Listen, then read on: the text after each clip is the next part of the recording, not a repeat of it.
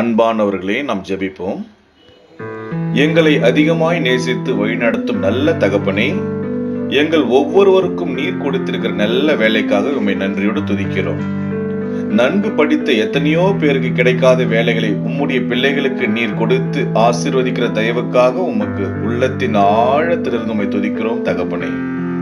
நீர் கொடுத்திருக்கிற வேலைகளில் நாங்கள் உண்மையோடும் உத்தமத்தோடும் நீர் பார்க்கிறீர் என்கின்ற பயத்தோடும் நேர்மையாக எங்கள் வேலைகளை நிறைவேற்ற கர்த்தர் கிருபை செய்வீராக.